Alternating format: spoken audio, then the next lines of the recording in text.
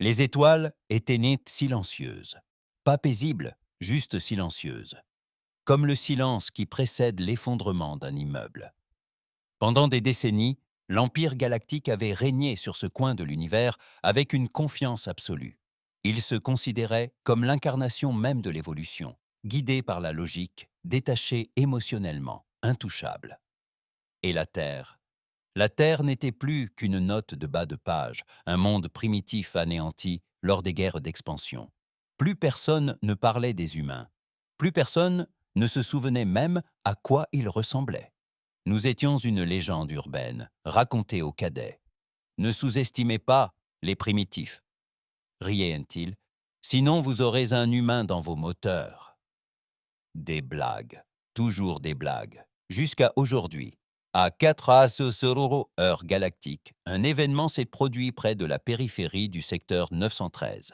Des patrouilleurs ont détecté des anomalies gravitationnelles, différentes de celles des trous noirs et des technologies connues. Puis, les relevés ont confirmé ces anomalies. Des pics brusques et erratiques de pression quantique. Quelque chose tentait de pénétrer dans l'espace réel. La station relais orbitale de l'Empire a transmis l'information au haut commandement. Procédure standard. Personne n'a paniqué. Aucune alarme n'a été déclenchée. Après tout, il ne pouvait s'agir d'une menace. Rien dans ce cadran ne pouvait menacer l'Empire. Et puis, soudain, c'est arrivé. Surgit de nulle part. Sans signature thermique, sans traînée de distorsion, sans le moindre avertissement. Le vaisseau de guerre est apparu. Massif, silencieux, prédateur. Il n'a pas plané. Il n'a pas descendu ni dévoilé son camouflage. Il a surgi de nulle part, comme si la réalité elle-même avait été déchirée. Et cette chose en a émergé. Coque sombre, blindage noir mat, aucun insigne visible, seulement des angles et des sabords. Un design si froid, si étrange, et pourtant étrangement familier, que le premier équipage à l'apercevoir resta figé. Une escadrille entière de destroyers d'élite, entraînés pour la guerre, resta bouche bée. Le vaisseau ne répondit pas, ne effectua aucun scan. Il demeura immobile pendant 6 secondes. 6. Puis, il ouvrit le feu. Les communications impériales s'enflammèrent, sentes comme une traînée de poudre. Hurlements, grésillements, enregistrements d'explosions, demandes frénétiques de renfort. Lorsque le haut commandement autorisa enfin une riposte, 3 flottes de patrouilles avaient déjà disparu, anéanties. Il ne s'agissait pas d'une attaque ordinaire, ni brouillonne, ni désespérée. Chaque frappe était calculée. Chaque tir était d'une précision chirurgicale, une efficacité que seul un monstre pouvait atteindre. Un monstre qui attendait, observait et planifiait cela depuis très longtemps. Il fallut moins de 12 minutes pour nettoyer tout le secteur. L'amiral Trivard de la 7e Armada galactique visionna les images en silence. Les images des capteurs montraient l'eau, le vaisseau de guerre tournoyant dans le champ de débris, avec une aisance déconcertante. Chaque explosion de moteur semblait défier toutes les lois de la physique qu'il croyait maîtriser. Et en arrière-plan, gravé sur la mémoire centrale de chaque vaisseau survivant, une simple sphère bleue fissurée était inscrite dans la coque de l'attaquant. Sur Terre, l'humanité n'avait pas disparu. Elle avait simplement été occupée. On l'appelait le fantôme, pas officiellement. L'Empire n'admettait rien, pas encore. Mais sur les mondes périphériques, les rumeurs commençaient déjà à circuler. Dans les communications brisées et les circuits du marché noir, dans les cris des survivants et le silence des vaisseaux disparus. Le nom était resté, car personne ne l'avait vu venir. Car cela n'aurait pas dû exister. Car une chose aussi dangereuse, aussi rapide, et cet être humain n'aurait pas dû être encore en vie. Il s'appelait le commandant D.N. Straoud, dernier survivant de la flotte de défense ultime de la Terre. Mais personne ne l'appelait ainsi. L'Empire le qualifiait de poche de résistance, une manifestation insignifiante de défiance primitive. Leurs mots. Et ils avaient raison. C'était insignifiant à l'époque où Dné n'était qu'un capitaine chargé de défendre un monde agonisant, à l'époque où il avait vu la dernière colonie humaine de la ceinture d'Orion brûler sous les tirs orbitaux, à l'époque où il avait supplié ses supérieurs d'évacuer les civils en premier et qu'ils l'avaient ignoré, à l'époque où il croyait encore que la Terre pouvait être sauvée. à l'époque où il croyait encore en quelque chose. Cette version de lui mourut le jour où le vaisseau de fuite de sa femme fut vaporisé dans la haute atmosphère par un cuirassé impérial effectuant une patrouille de routine. Ni attaque, ni bataille, juste un nettoyage. Sans avertissement, sans raison, comme à son habitude. De ne naissez pas mort avec les autres. Il aurait dû. Il a essayé. Son vaisseau, le Valiant, a été touché par un tir croisé et s'est écrasé dans un anneau de débris orbitant autour des ruines de la station Titane. Hérité, sans énergie, son système de survie défaillant, il est resté assis dans ce cercueil pendant 3 jours, respirant de l'air froid et parlant à un cadavre assis sur le siège du copilote. Il a halluciné la voix de sa fille à plusieurs reprises. Et puis, le signal est arrivé. Un signal. Un code humain faible crypté. Un relais d'IA oublié, enfoui profondément sous la croûte d'Europe, a survécu à la purge. Les anciens abris de guerre, ce que personne n'avait touché depuis les premières guerres terrestres. Un lieu que l'Empire n'a jamais découvert, car il n'était pas cartographié, car il n'était pas censé exister. Elle fut construite comme une assurance par des gens qui se méfiaient des extraterrestres, par des gens qui pensaient qu'un jour, pour survivre à d'autres monstres, nous devrions devenir des monstres. À l'intérieur se trouvait le plan d'un vaisseau dont la construction fut proscrite, ni par les gouvernements terriens, ni par l'Alliance, car il enfreignait trop de règles. Des règles comme celle de ne pas pouvoir greffer de tissu neuronal dans un réacteur de guerre. Des règles comme celle-ci interdisaient à l'IA de fonctionner sans contrôle humain. Des règles comme celle-ci interdisaient de créer une arme plus intelligente que son concepteur. DNA se moquait désormais des règles. Il n'avait plus rien à perdre. Pendant 12 ans, il a travaillé seul, récupérant des ressources, reconstruisant, se cachant dans des ceintures d'astéroïdes et sur des lunes mortes. Il a assemblé les pièces d'un puzzle que l'Empire ne verrait jamais venir. Un vaisseau capable de déchirer l'espace-temps comme du papier. Une seule coque, armée d'armes plus anciennes que les étoiles et plus intelligentes que la plupart des civilisations. Une IA consciente, construite sur des fragments de rage humaine et de génie militaire, copiée des esprits des derniers seigneurs de guerre de la Terre et greffée au cerveau de DNA par un pont neuronal. Il la nomma le Revenant. Car il n'était plus un homme, il était un fantôme animé d'une raison de tuer. Dans les salles dorées de l'Empire, tout cela importait peu. Ils considéraient toujours les humains comme une botte considère une fourmi. Ils avaient exterminé des milliers d'espèces avant même la Terre. L'humanité était simplement plus bruyante, plus obstinée, plus violente, sans rien d'exceptionnel. Jusqu'à aujourd'hui. Jusqu'à ce que le Revenant ravage le secteur 913 comme s'il s'agissait d'un exercice. Il ne se contenta pas de détruire des vaisseaux. Il les humilia. Il se faufila entre les flottes, utilisa les vaisseaux ennemis comme boucliers, neutralisa les systèmes de ciblage impériaux avant même qu'ils ne puissent tirer, détourna des drones en plein vol et les redirigea vers ses propres porte-vaisseaux. Un seul vaisseau, un seul homme. L'Empire perdit 3 armadas en un seul après-midi, et Deney ne prononça pas un seul mot.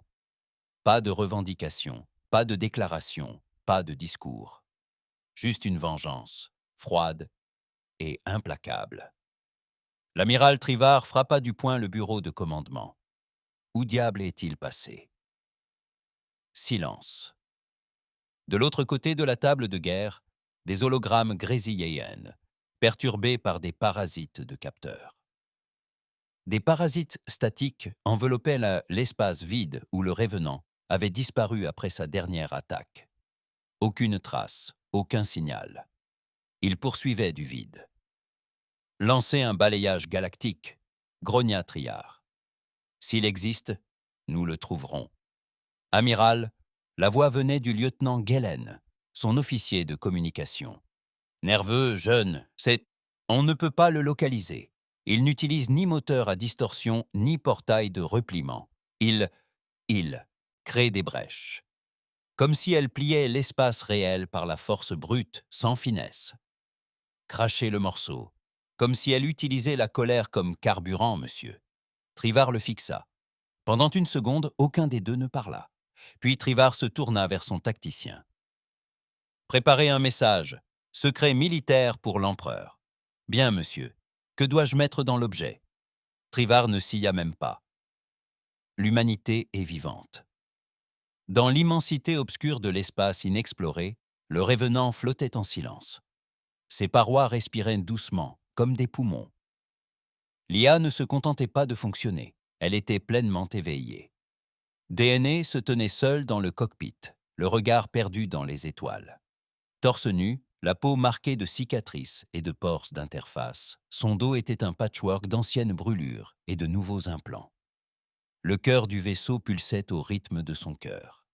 Il n'était plus seulement synchronisé avec lui, il était lui-même. Il parlait peu.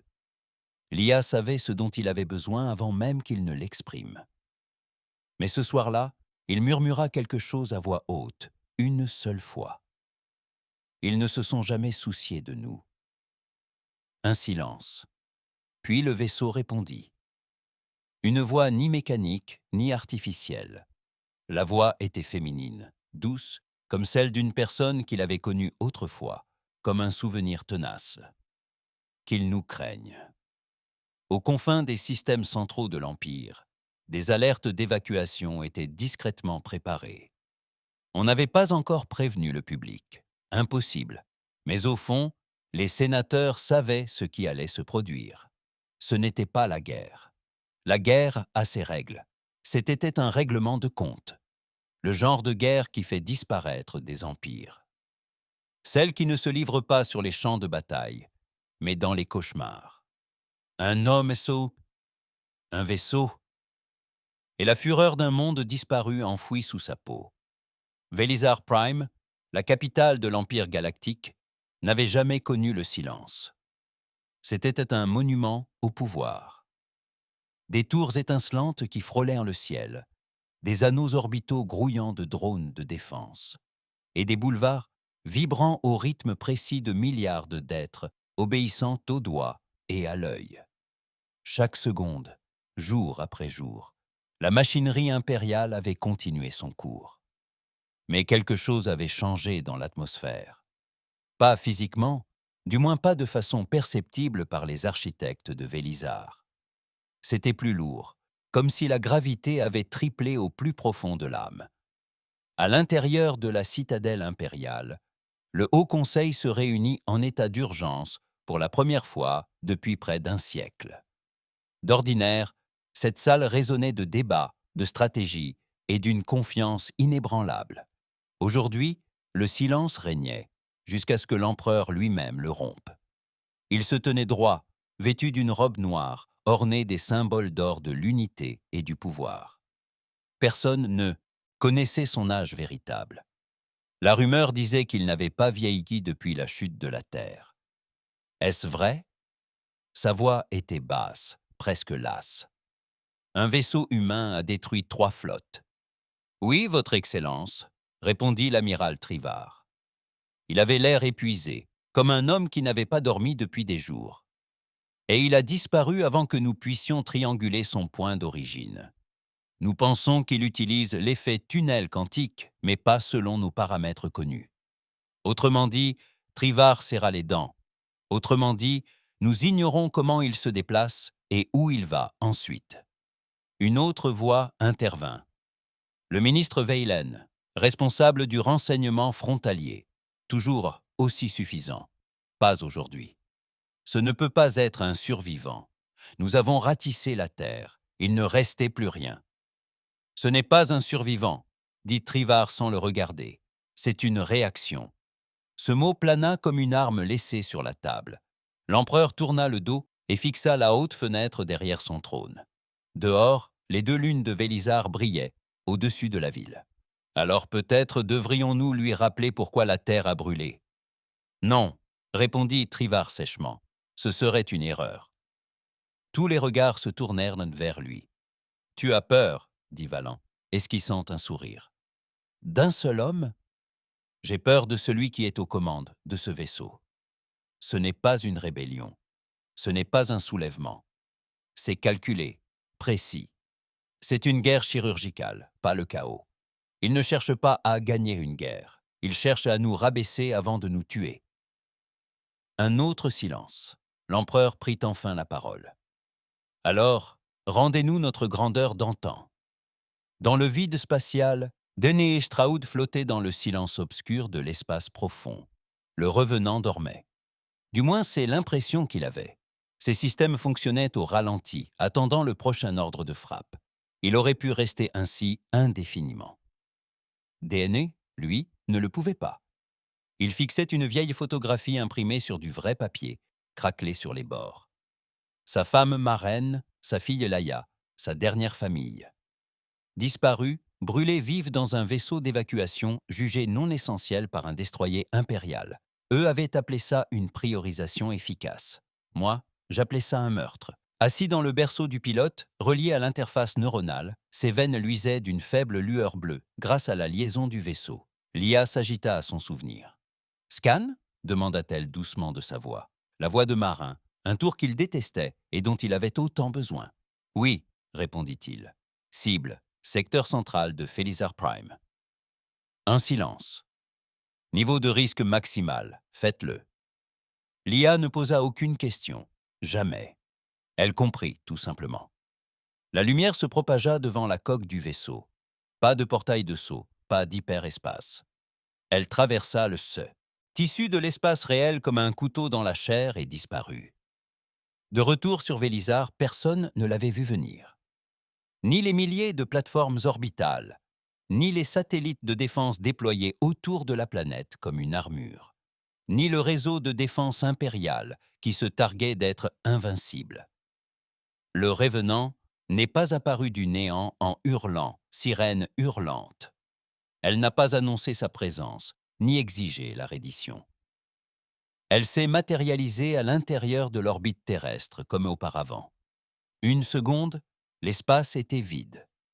L'instant d'après, un vaisseau de guerre de 7 km de long planait au-dessus de la capitale, telle une ombre prête à s'abattre.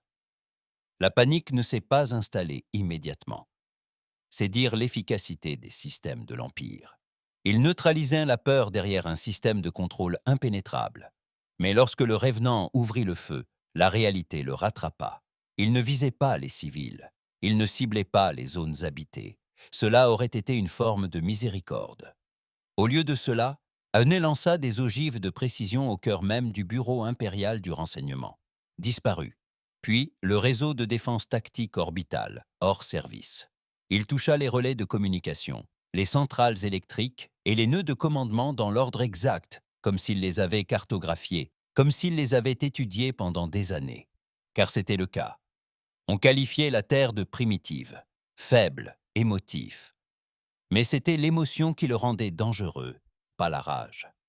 La rage s'éteignait trop vite. Ce que Déné portait en lui était plus froid, plus profond, le chagrin affûté en stratégie. À l'intérieur de la citadelle, les alarmes hurlaient. Il est en orbite. Bouclier désactivé. Lancez une frappe de représailles! Trivar cria par-dessus le chaos. Déployez les unités de classe Dread. Toutes les escadrilles, convergez. Monsieur, impossible de verrouiller la cible. Il brouille les systèmes de la cible. C'est un seul vaisseau. Alors pourquoi sommes-nous en train de perdre? À bord du Revenant, Déné observait les explosions en contrebas, impassible. L'IA lui murmurait des rapports de situation. Perte de vaisseau, panique au sol, décharge d'énergie, riposte. Rien de tout cela ne l'atteignit. Ce n'était plus une vengeance. La vengeance était une affaire personnelle. C'était un message. Une à une, il largua des ogives nucléaires sur les symboles clés de l'autorité impériale. Monuments, basées militaires, salles d'histoire. Non pas pour faire un maximum de victimes, mais pour infliger l'insulte suprême. Il ne voulait pas anéantir l'Empire. Il voulait l'humilier. C'était pire. Mais il n'était pas invincible. Pas encore. Alors qu'il s'apprêtait à disparaître à nouveau, l'IA tressaillit. Une impulsion d'avertissement. Surtension IEM. Source inconnue.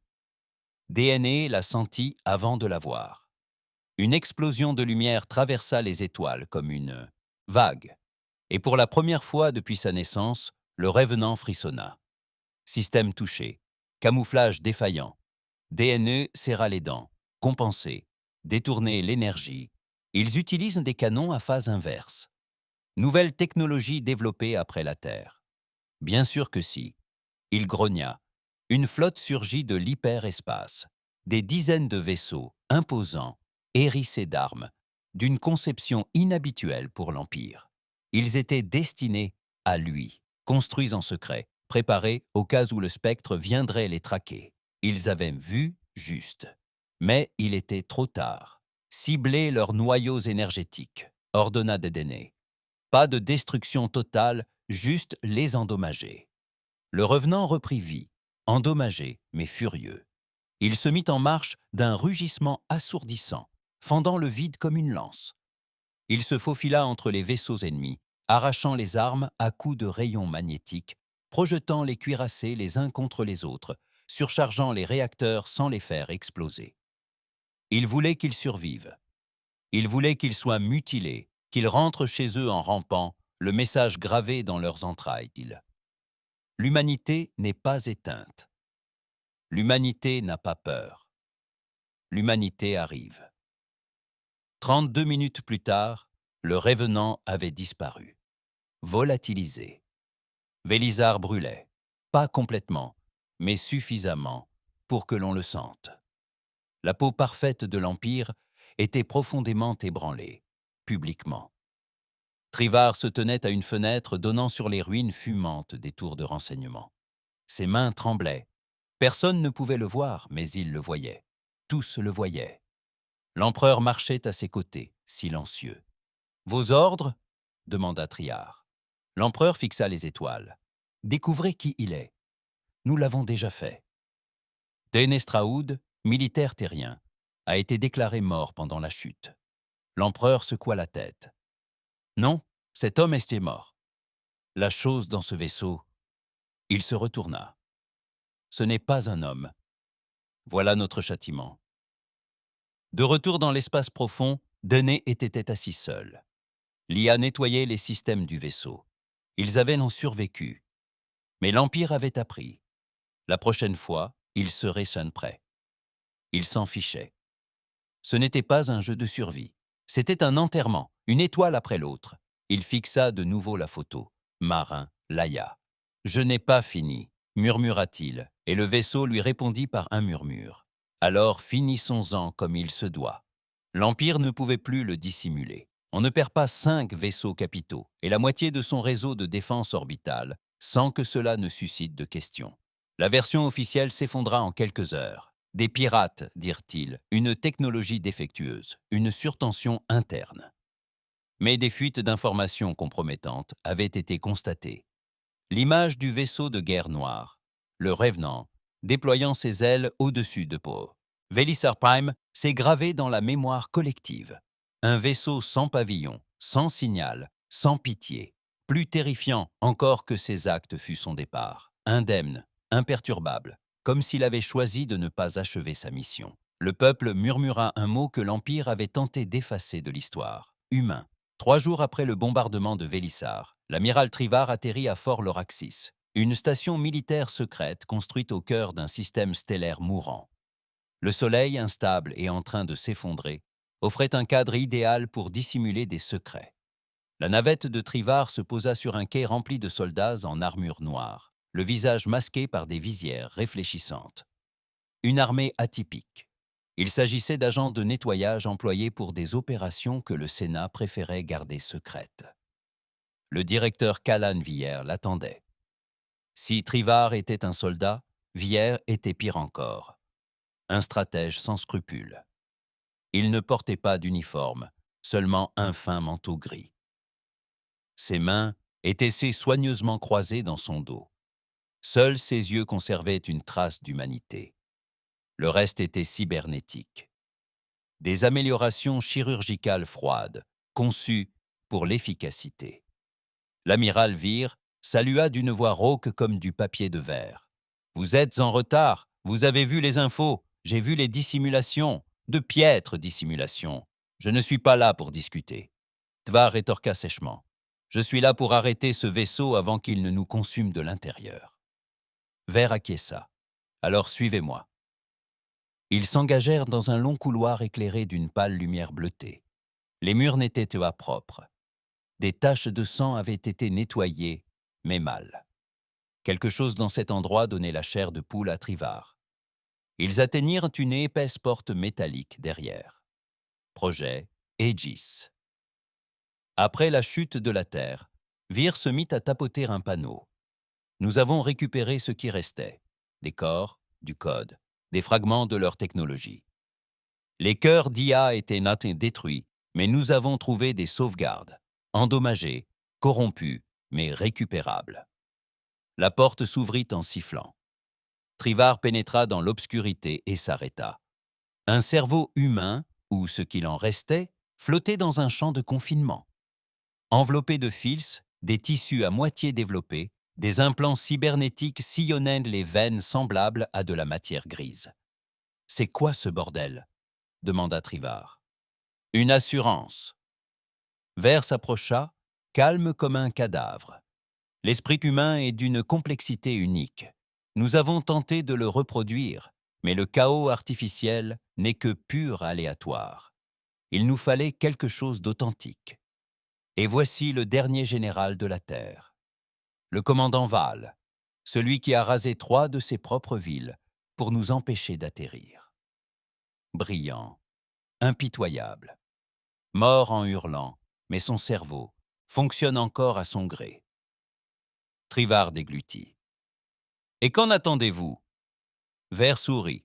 « Un moyen de pression. » Pendant ce temps, à l'autre bout de la galaxie, Deney Straoud dérivait dans le calme d'un champ lunaire dévasté. Le Revenant se dissimulait à nouveau, ses systèmes au minimum, camouflage activé. Les dégâts infligés par Vélisar étaient considérables. L'IA interne du vaisseau lui murmurait des rapports d'état comme une berceuse. Mais Odney n'écoutait pas. Il lisait un message, une transmission interceptée. Le Revenant avait décrypté le cryptage impérial en quelques secondes. Le message indiquait un lieu, Fort Loraxis, hors réseau, classifié, et un nom, Vel. Deney plissa les yeux. Ce nom lui était familier. Tous les membres de la hiérarchie terrestre s'en souvenaient. Veil n'était pas un héros, c'était un boucher, mais il était redoutable. Même l'Empire le craignait. Et maintenant, il le tenait en morceaux. Le cerveau d'un mort, relié à un noyau d'IA. « Que font-ils » demanda Deney. L'IA répondit avec la voix de marin. « Ils reconstruisent, étudient, et s'arment. » Pourquoi maintenant ? Parce qu'ils ont peur. Deney se pencha en avant. Élaborer un plan.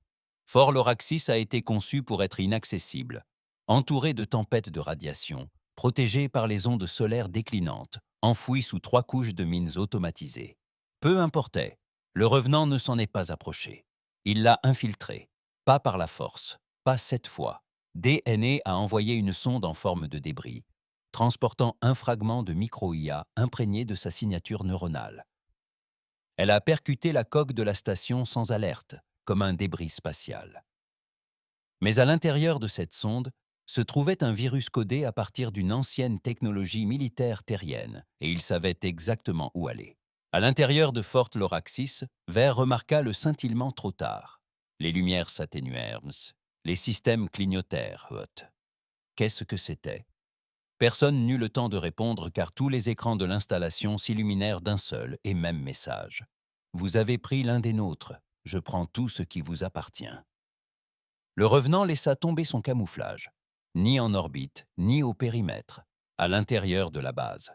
Il avait replié l'espace autour de lui et était apparu dans la baie de lancement. La panique s'empara de la zone. Les alarmes hurlèrent, les soldats se précipitèrent, les drones s'activèrent. Trop tard. Le Revenant fendit la baie en deux d'une seule onde d'énergie, faisant fondre l'acier, broyant les blindages. Il ne tirait pas au hasard. Il se déplaçait comme s'il connaissait l'emplacement de chaque chose, guidé par le virus. Deney prit d'assaut le complexe, armure noire, visière baissée, fusil en bandoulière. Ce n'était pas un bombardement, c'était une mission de sauvetage, non pas pour veille, mais pour la vérité. Il atteignit le laboratoire, central en moins de 4 minutes.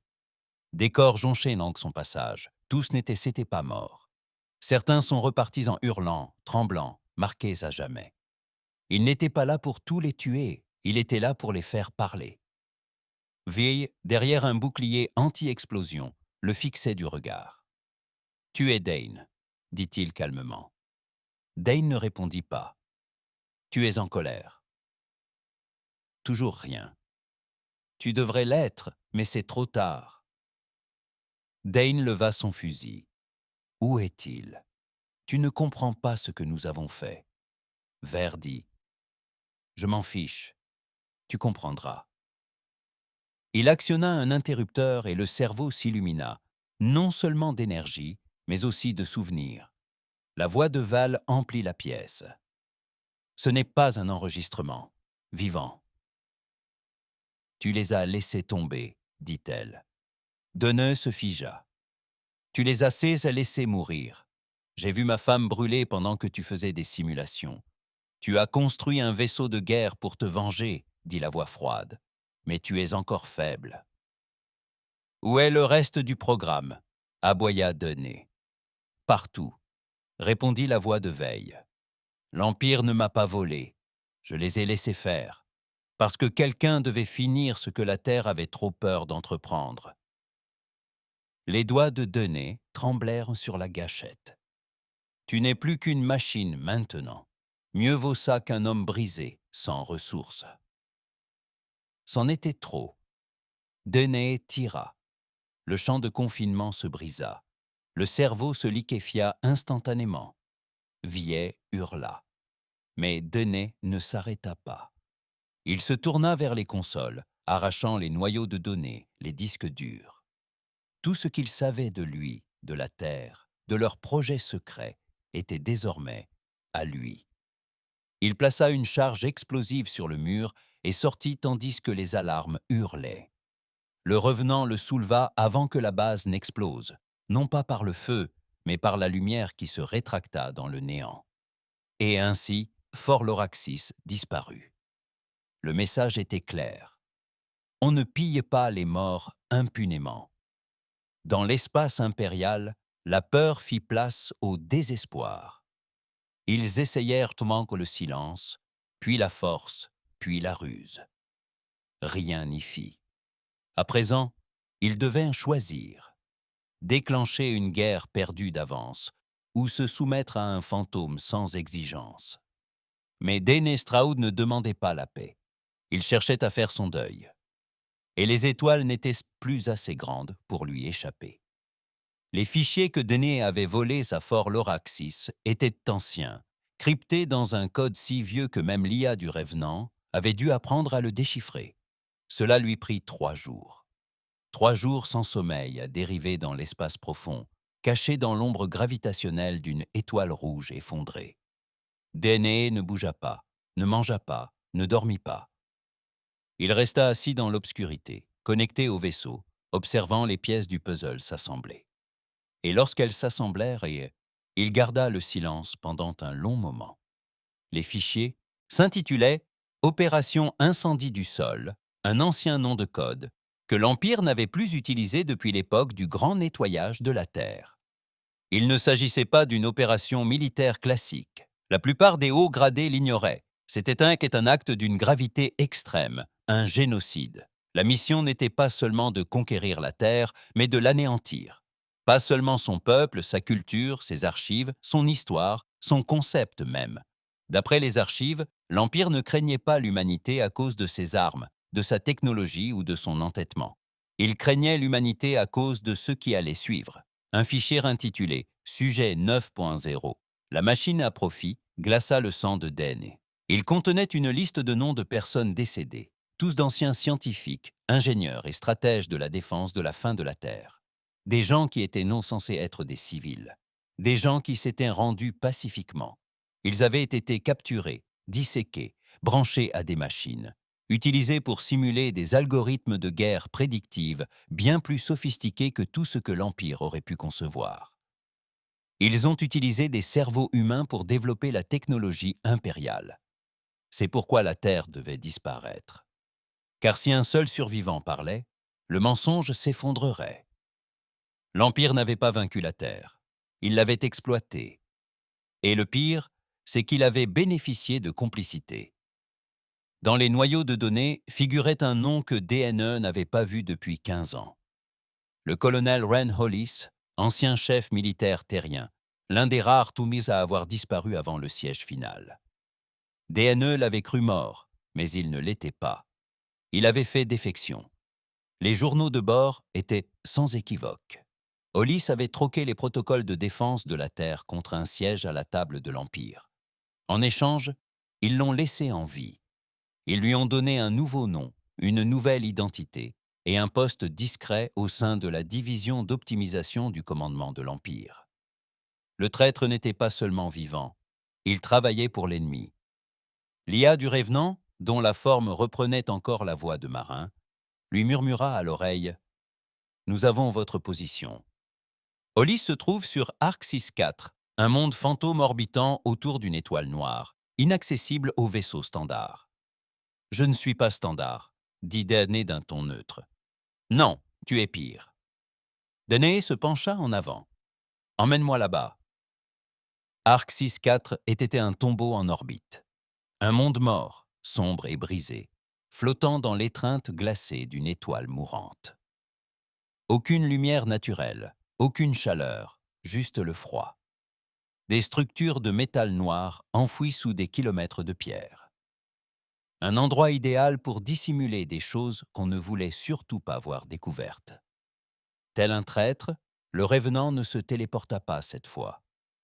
Il rampa, silencieux, patient. Denay ne voulait envoyer aucun message. Il ne voulait pas que l'Empire sache ce qu'il s'apprêtait à faire. Il voulait un homme, un visage, un coup à saisir. Le colonel Ren Hollis avait vieilli.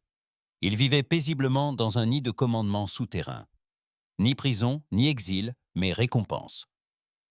Sa trahison lui avait valu sécurité, richesse et une vie de silence.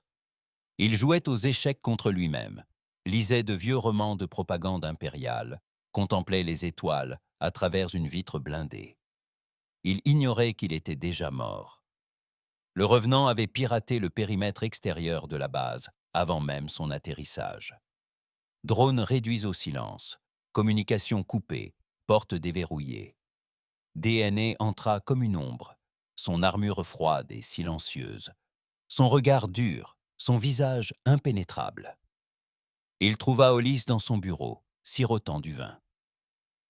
Le vieil homme se retourna lentement.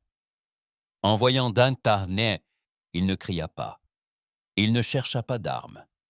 Il se contenta de le fixer. « Tu as réussi, » dit Hollis. Déné ne répondit pas.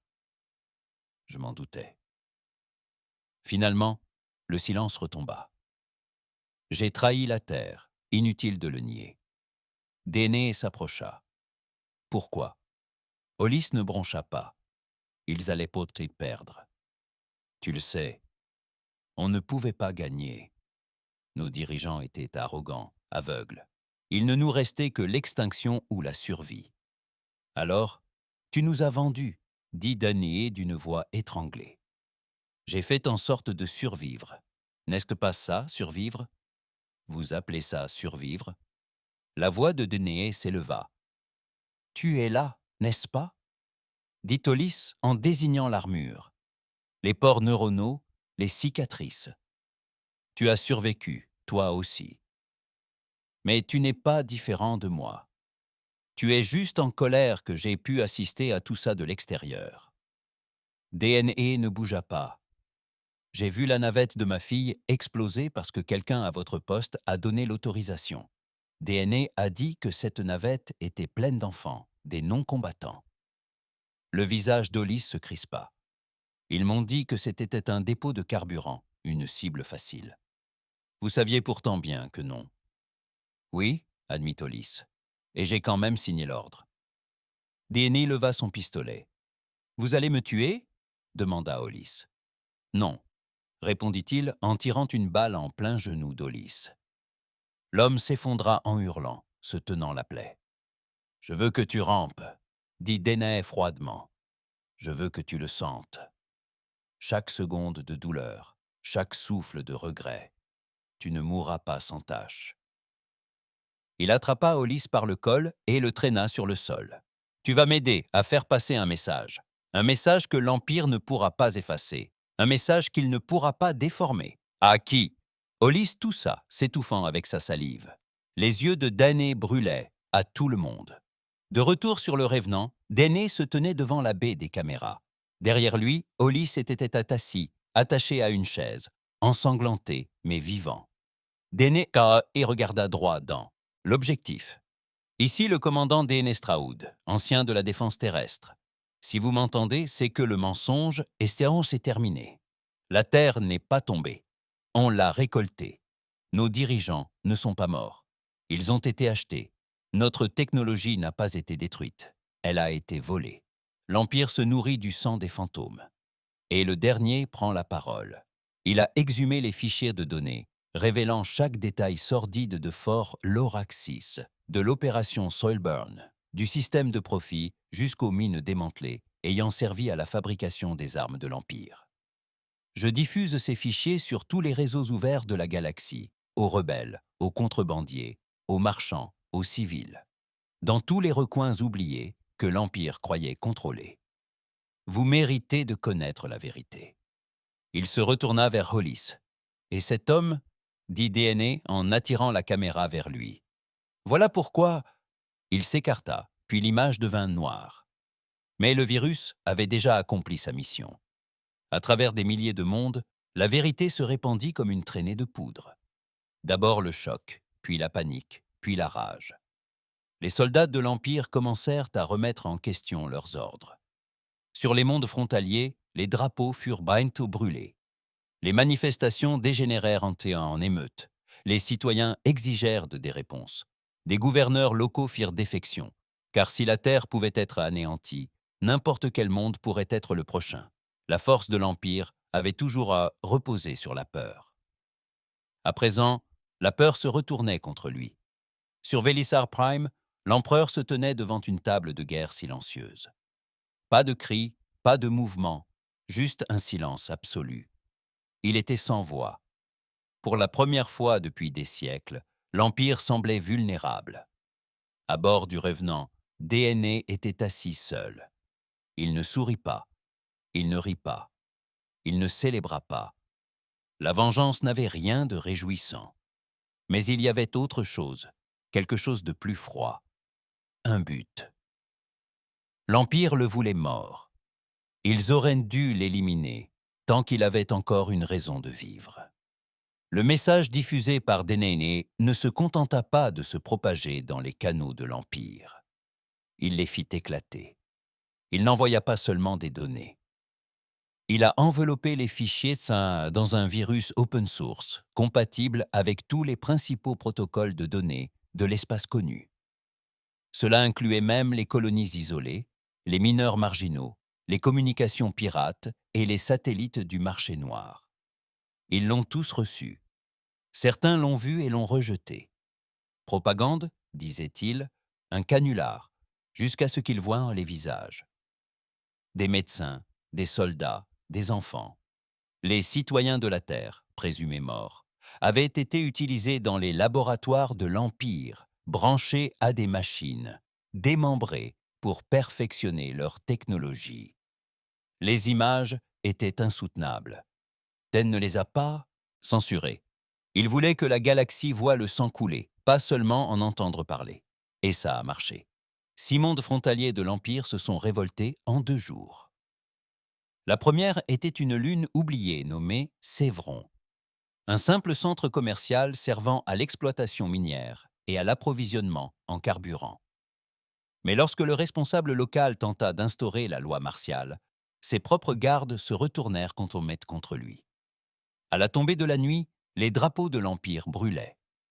Le lendemain matin, un message grésilla depuis la nouvelle tour de commandement de Sévron. « Nous ne sommes pas avec eux. On nous a menti. Cette lune est désormais sous protection humaine. » Mais DNA n'y était pas. Il ne leur avait pas envoyé d'armes. Il n'avait même pas établi de contact. C'était là le plus terrifiant. Il n'en avait pas besoin. Son simple souvenir suffisait. À bord du Revenant, dérivant entre les étoiles sous son camouflage, Déné restait silencieux. L'IA pulsait doucement. Sa voix, la voix de marin, calme mais alerte. « Tu es devenu un phare. »« Je ne voulais pas ça, » murmura Déné. « Non, mais eux, si. » Il se pencha en avant dans son fauteuil de commandement, les yeux injectés de sang, son armure à moitié sanglée, sa barbe épaisse après des semaines d'isolement. Il s'agissait d'une punition, pas d'une révolution. Et pourtant, disait l'IA, ils se soulèvent. Ils n'étaient pas préparés à ce qui allait suivre. L'élite de l'Empire commença à disparaître. Les noms cachés dans les archives de l'Oraxis. Scientifiques, directeurs de sites secrets, décideurs politiques. Ils n'étaient pas de simples rouages du système. Ils en étaient les architectes et désormais, ils étaient des cibles. DNA avait commencé à les traquer un par un. Non pas pour les tuer, pas immédiatement, pour les démasquer. Il toucha un croiseur de plaisance en orbite autour des anneaux d'Andel. Un vaisseau rempli de hauts gradés de l'Empire à la retraite. Ni armes, ni garde, juste la décadence. Le Revenant se démasqua à quelques centimètres de sa coque. Daiane entra seul, vêtu d'une tenue de l'ancienne terre, et un pistolet à impulsion à la ceinture. Il trouva l'amiral Helen, responsable du blocus des approvisionnements alimentaires de la Terre pendant le siège. Elle se prélassait dans un bain de vin synthétique, entourée de serviteurs holographiques. « Sais-tu qui je suis » demanda Hélène, à moitié ivre. DNA ne répondit pas. Il activa un drone, le mit en mode diffusion en direct et le braqua sur Hélène. « Cet homme a affamé des enfants » dit Dné, s'adressant à la caméra. Il a ordonné la destruction de 27 vaisseaux coloniaux en plein vol, prétendant qu'il s'agissait de l'heure militaire. Ce n'était pas le cas. Hélène rit jusqu'à ce que Danny montre les images. Alors, Hélène le supplia. Trop tard. DNA ne lui a pas tiré dessus. Cela aurait été simple. Il l'a déshabillée, la paix, marquée du symbole de la Terre, la sphère bleue brisée, et l'a éjectée dans une capsule de stase, diffusant en direct sa dérive orbitale pour que tous puissent la voir. L'Empire cache ses immondices. Moi, je les jette par la fenêtre. Vélissar Prime était en ébullition. L'empereur n'était pas apparu en public depuis la première attaque de DNA. Le Sénat était divisé. La moitié voulait instaurer la loi martiale dans tous les systèmes. L'autre moitié souhaitait négocier, un mot qui n'avait pas été prononcé depuis 1000 ans. Mais comment négocier avec un homme qui ne parle que par le feu? L'amiral Trivard avait perdu 3 flottes. Le directeur Vieur était présumé mort après l'attaque de l'Oraxis, et tous les hauts responsables se précipitaient pour quitter la planète. La paranoïa se propageait plus vite qu'un virus. Si Déné pouvait être n'importe où, cela signifiait que nulle part n'était sûr. Mais tout le monde n'avait pas peur. Certains étaient en colère. Dans une station secrète silencieuse orbitant autour du corps industriel de l'Empire, une silhouette âgée observait les enregistrements. Le général Hadranfell, jadis considéré comme le stratège le plus brillant de l'âge d'or de l'Empire, se croyait à la retraite depuis longtemps. Il n'avait parlé à personne depuis 20 ans. Penché sur l'écran, il suivait les raids de DNA comme des coups d'échec. « Enfin » murmura-t-il. Derrière lui, un groupe d'officiers se tenait au garde-à-vous. « Commencez la chasse » ordonna Fell. « Mais pas avec des flottes. »« Monsieur » répliqua Fell, le regard froid et perçant. « On ne tue pas un homme comme ça avec des armées. On le tue par la mémoire. » De retour sur le Revenant, l'IA avait enregistré une nouvelle activité. Mouvements ennemis, redéploiement de flottes, trafic de données. Un pic inhabituel se démarquait. Un signal fantôme rebondissant entre des satellites non enregistrés. Code terrestre à l'ancienne. DNA, disait le message. Je crois que quelqu'un essaie de nous joindre. Il fronça les sourcils. Personne ne possède cette fréquence. Si, maintenant. Le message arriva sous forme de texte. Si vous lisez ceci, j'ai vu les fichiers Loraxis. Vous avez raté quelque chose. L'abri neuf existe toujours. Les données essentielles de la Terre n'ont jamais été supprimées. Ils les ont déplacées vers Arcadia. Vous voulez en finir? Brûlez la dernière archive. L'identifiant de l'expéditeur était vide. Aucune origine, aucune trace, juste un indicatif. Orphelin 8. DNA fixa le message. Arcadia est un fantôme, dit-il. Un mythe. L'IA émite une pulsation. Peut-être. Ou peut-être est-ce la fin. Arcadia n'était pas une planète. C'était une station d'un noir profond, enfouie dans les replis d'une nébuleuse inexplorée, connue seulement de quelques élus. C'était la chambre forte de la mémoire impériale, où l'histoire était réécrite, la vérité effacée, et la propagande née. Si l'abri neuf existait réellement et que les données fondamentales de la Terre s'y trouvaient, cela signifiait que tout ce qu'ils avaient tenté de détruire existait encore, enfoui, enfermé, oublié. Cartes, langue, culture, nom, identité, l'âme d'une espèce. Ils avaient incendié des vaisseaux, anéanti des flottes, déchaîné le feu et le silence. Mais c'était différent. C'était une résurrection. Il scruta la nébuleuse à travers le panneau d'observation. Des nuages rouges et gris tourbillonnaient à l'infini, agités d'éclairs et de tempêtes solaires. Aucun vaisseau ordinaire ne pouvait y pénétrer sans être pulvérisé. Heureusement que le Revenant n'était pas ordinaire. Arcadia se cache là-dedans, dit Dné. Très probablement, confirma l'IA. Et il a des défenses. Seulement si quelqu'un nous attend. Ils nous attendent toujours, dit Dné d'un ton neutre. Il serra la manette. Faisons en sorte que cette fois-ci soit la bonne. Alors que le Revenant plongeait dans la tempête, l'espace se tordit, les lumières dansèrent, le temps lui-même se distordit, et pour la première fois depuis longtemps, Dné sourit. Non par joie, non par vengeance, mais parce qu'au cœur de cette nébuleuse se trouvait le dernier vestige de son foyer, le dernier secret que l'Empire contrôlait encore. Et lorsqu'il le trouverait, il ne le détruirait pas, il le libérerait. Le Revenant se glissa dans la nébuleuse de Velkar, comme une ombre se faufilant dans un feu mourant. Dehors, le vide grondait sous l'effet de sursauts de radiation et d'ondes gravitationnelles si violentes que même les capteurs pliaient sous la pression. Mais Dné restait immobile, relié à la nacelle de commande, le corps à demi relâché, les doigts tremblants, tandis que son esprit se synchronisait avec le noyau du vaisseau. Il ne s'agissait pas simplement de navigation. C'était une guerre chirurgicale au cœur d'une tempête déchaînée.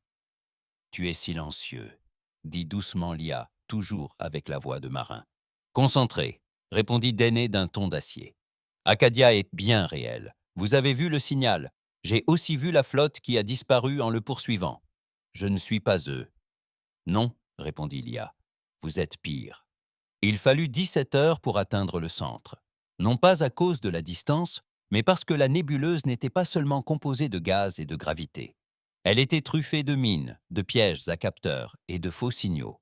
Des vestiges d'une guerre oubliée, de la technologie terrienne modifiée, reprogrammée pour reconnaître une architecture non humaine. L'Empire avait bâti cet endroit avec les ossements de l'ennemi qu'il jurait avoir anéanti. « Tu vois ça ?» murmura Dné, observant la coque reflétée d'anciens réseaux de tourelles enfouis dans un brouillard de plasma. « C'était à la Terre. Ils l'ont pris, » dit l'IA, « et nous la reprenons. » Quand Arcadia apparut à Saamao, ça, l'horizon DNA en oublia de respirer. Ce n'était pas un coffre-fort. C'était une cité. S'étendant à la surface d'un planétoïde fracturé, Arcadia ressemblait à un crâne divin évidé et rempli de souvenirs. Des tours perçaient le ciel telles des dents brisées. Des conduits de données s'étendaient d'un cratère à l'autre, tels des artères creusées dans la roche. L'énergie pulsait dans le métal noir comme des veines sous une peau meurtrie. Mais aucune lumière, aucun vaisseau, aucune activité. Arcadia était à l'arrêt, endormi ou en attente. Le Revenant planait au-dessus de la surface. Dné débarqua seul, en armure, armé et rongé par la rage. Il franchit la porte principale, la main sur son arme de poing, le passé lui étreignant la gorge. Les couloirs étaient paretés froids et poussiéreux, mais fonctionnels. À chaque pas, les lumières s'allumaient, le reconnaissant, comme si le lieu se souvenait pour qui il avait été construit.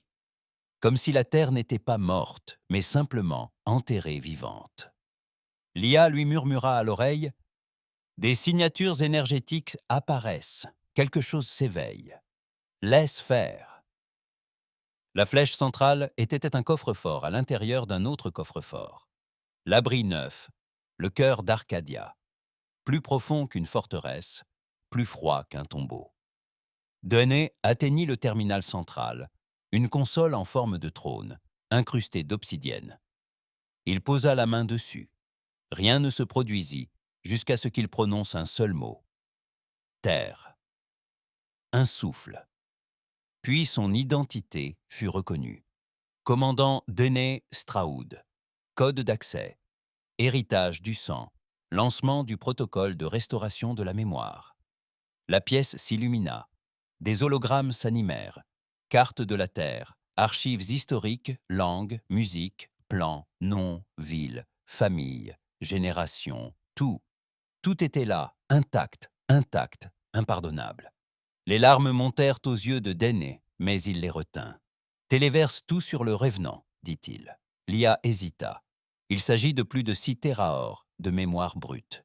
Certaines parties sont corrompues, moi aussi. Cela a pris des heures. Tandis que le Revenant engloutissait l'histoire, fragment par fragment, Den errait dans les chambres d'écho d'Arcadia, ces salles où ses ancêtres s'étaient jadis tenus, avaient planifié, espéré. Il y avait des journaux de bord, des messages audio du dernier commandement terrestre. Si jamais ce lieu se réveille, c'est que nous avons échoué. Mais si quelqu'un entend ces mots, peut-être que l'échec n'était pas une fin. Peut-être êtes-vous l'avenir. Il y avait des archives familiales, des journaux intimes, des dessins d'enfants, des chants oubliés depuis des siècles. Ils avaient enfoui la terre ici, non par obligation, mais parce qu'ils croyaient que quelqu'un viendrait un jour la chercher. Et il était venu. Mais Arcadia recelait un autre secret. Au cœur de l'abri neuf se trouvait une IA consciente que Dené n'avait pas activée. Elle s'activa d'elle-même. Sa voix était masculine, calme et familière. « Bienvenue, commandant. » Dené se retourna, les yeux plissés. « Vous êtes l'observateur. »« Oui, vous étiez censé être effacé. »« Négatif. Protocole de contournement 7B, attendez le retour de l'humanité. »« Vous êtes de retour ?»« Que protèges-tu » Le gardien marqua une pause. Une arme. Dené cligna des yeux. « De quel genre ?» Pas une arme qui tue, une arme qui change tout. Un panneau s'ouvrit. À l'intérieur se trouvait un cube de données scellé, d'une lueur bleue. Le gardien reprit la parole. Projet Régénération, ultime don des plus grands esprits de la Terre. Une graine cognitive et culturelle complète, non pas pour la destruction, mais pour la renaissance. Dené s'avança. Qu'est-ce que c'est ? La Terre dans une boîte. Il la fixa du regard. Un nœud se forma dans sa gorge. « Je suis venu ici pour mettre fin à cette guerre, et vous le pouvez encore, mais vous n'êtes plus obligé de tout anéantir. Vous pouvez commencer quelque chose. » Dené ne répondit pas immédiatement. Il prit le cube et le fit tourner entre ses doigts. À l'intérieur se trouvaient tous les algorithmes, tous les codes, toutes les croyances, toutes les cultures, toutes les langues, toutes les cartes, toutes les inventions et tous les rêves que l'humanité ait jamais connus. Le dernier écho du passé, le premier murmure de l'avenir. De retour sur le Revenant, le téléchargement était terminé.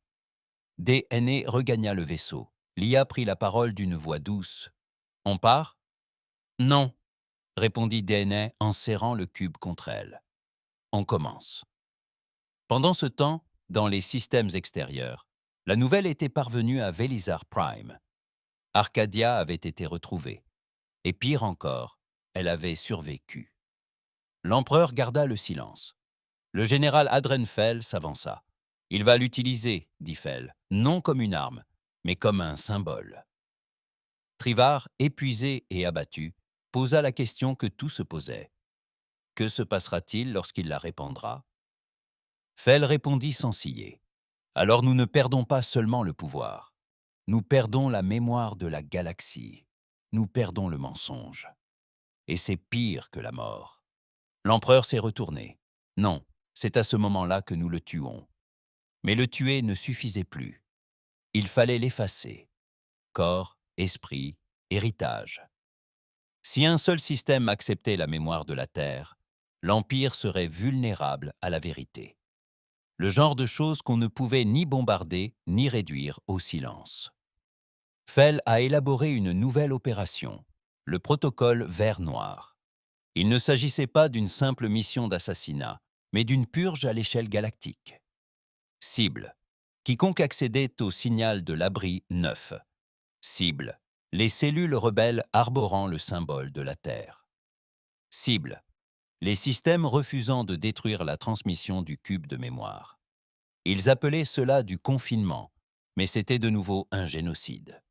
DNA savait qu'il viendrait.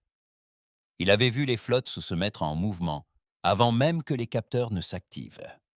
L'IA avait analysé les formations ennemies. Des milliers de vaisseaux, des technologies de pointe, des armes inédites, mais pas suffisamment. Tandis que le Revenant se mettait en marche, DNA se tenait au centre de la baie de commandement. Le cube s'enclencha dans le noyau.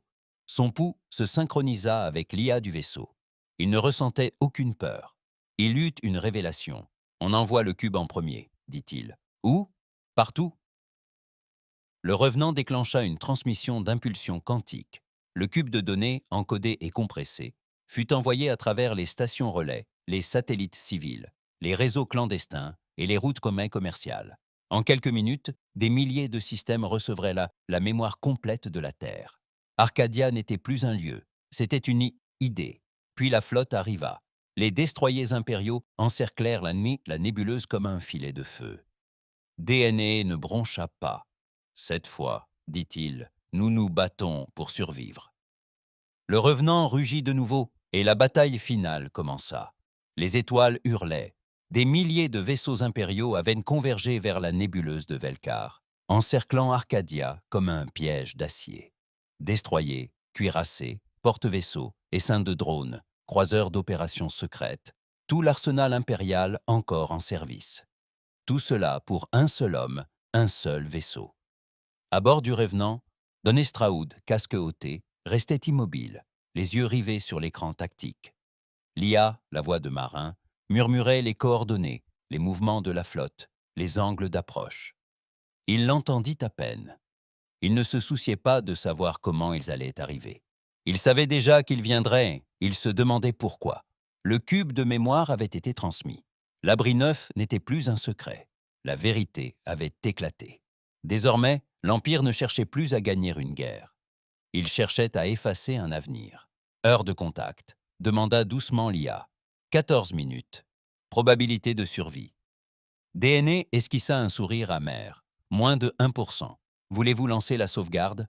Il regarda l'écran où la flotte fonçait sur lui, comme un raz de marée. Non. Pourquoi pas? Parce que je ne suis pas là pour survivre. Il s'attacha au système neuronal. Les moniteurs de pression artérielle bipèrent. Les implants dans sa colonne vertébrale se verrouillèrent sur le noyau de commandement. Ses yeux s'obscurcirent un instant tandis que le Revenant fusionnait avec son esprit. Soudain, le vaisseau n'était plus autour de lui. C'était lui. Il sentit les étoiles s'étirer. Il perçut les vaisseaux qui approchaient comme des battements de cœur. Des milliers. Il expira lentement. Commencer. Le Revenant se projeta en avant, non pas comme un vaisseau, mais comme une balle tirée. Il a déchiré la nébuleuse, tournoyant, entre des nuages de plasma et des orages électromagnétiques, pliant l'espace réel autour de sa coque dans sa progression. La première vague de vaisseaux impériaux n'a même pas tiré. Ils ont tenté de le localiser, en vain. Le Revenant les a aveuglés. Brouilleurs de capteurs, perturbateurs d'IA, boucles de rétroaction. Il apparut derrière un croiseur et le trancha avant même que l'équipage ait pu crier. Son mouvement fut instantané, brutal, comme une pensée. La seconde vague était plus intelligente. Ils tirèrent des rayons de saturation, balayant des kilomètres d'espace de frappes de plasma enchaînées. Danae n'esquiva pas. Il s'effondra. Le vaisseau distordit l'espace autour de lui, fit un bond d'1 kilomètre en avant et déchaîna des marteaux IEM qui neutralisèrent en temps en plein vol la moitié d'un bataillon de drones. Puis, tandis qu'ils dérivaient, il retourna leurs propres armes contre eux. Compte à rebours du vaisseau. 842, murmura l'IA. DNA ne répondit pas. Il était concentré sur une seule cible. À l'arrière de la flotte se trouvait le vaisseau amiral, le trône de flamme, le plus récent cuirassé de l'Empire, plus vaste que la plupart des villes. Son pont, à lui seul, pouvait accueillir 300 officiers supérieurs. Son IA pouvait gérer 5 guerres simultanément. DNA l'avait déjà cartographié. Il l'étudiait depuis 6 ans, alors qu'il respirait encore sur les recherches d'Europe avant le revenant, avant de devenir le dernier vestige de la Terre. Tandis qu'il fendait une escadrille de canonnières, les alarmes retentirent. Nouvelle formation en approche. Formation en marteau. Séparez-les, ordonna Denay. Attirez-les sur les flancs. Le revenant se scinda en deux, littéralement. La coque se divisa en 2 modules de combat jumeaux, reliés par un fil quantique, tous deux pilotés par le même esprit. Le sien. L'Empire pensait n'avoir qu'un seul fantôme. À présent, il en affrontait 2. 2 croiseurs impériaux se mirent en route pour l'intercepter. Un schéma classique, mais DNA l'avait réinventé. Il attira l'un vers un champ de mines dissimulé sous des débris et força l'autre à poursuivre son miroir. Puis, en plein vol, les pièces du revenant fusionnèrent à nouveau, et l'explosion derrière lui ressembla à la naissance d'un soleil. Mais le trône de flamme s'embrasa enfin. Son canon principal, la lance divine, était capable de vaporiser une lune d'un seul tir. Il ne visait pas le revenant, il visait Arcadia. DNA se figea. Il ne cherchait pas à le vaincre. Il cherchait à détruire tout ce pourquoi il était venu. Non, souffla-t-il. Il repoussa le revenant avec une force inouïe. La stimulation neuronale le brûlait. Sa peau crépitait contre les implants. Le vaisseau hurlait dans sa tête. « Seuil de dégâts dépassé !» avertit l'IA. « Attendez! Attention! Hémorragie cérébrale en formation !» Je répondis. « Attendez !» Le revenant se jeta sur la trajectoire du canon. Trop tard. Le projectile fit feu. Tout devint blanc.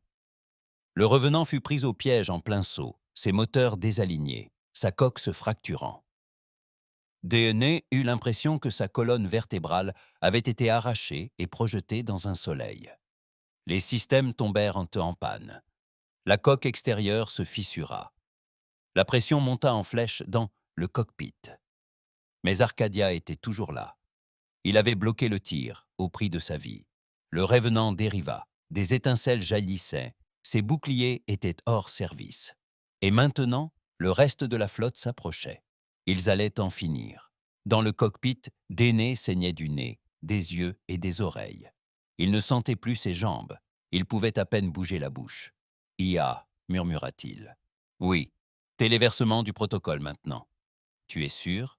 Il hocha lentement la tête. « Envoie-le au réseau survivant. Réseau ouvert, sans chiffrement.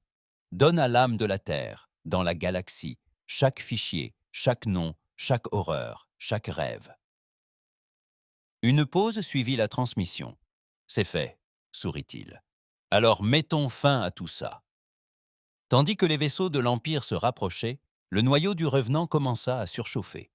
Non pas à cause de dégâts, mais à cause d'une intention malveillante. DNA avait programmé le dispositif de sécurité il y a des années. S'il le coinçait, il emporterait le couteau avec lui. À bord du trône de flamme, l'amiral Sarnus observait la scène, perplexe. Le revenant est devenu inactif. « Alors c'est fini !» dit un officier. « Non !» répondit-il lentement. « Il y a un problème. » Soudain, à l'extérieur, l'espace lui-même se fractura. Le revenant explosa, non pas par le feu, mais par une onde de choc de souvenirs. Ce n'était pas une arme. C'était un message. Des milliers de vaisseaux furent pris dans l'explosion. Leurs IA furent piratés, leurs journaux de bord effacés. Tous virent la même chose. La Terre, ses habitants, sa chute, sa trahison, sa vérité. Et Dennestraoud, ensanglantée, brisée, souriante. L'événement fut diffusé à travers la galaxie. Chaque réseau civil, chaque station, chaque langue, chaque monde vit ce que l'Empire avait enfoui. Et pour la première fois depuis des millénaires, ils cessèrent de croire en ces dieux.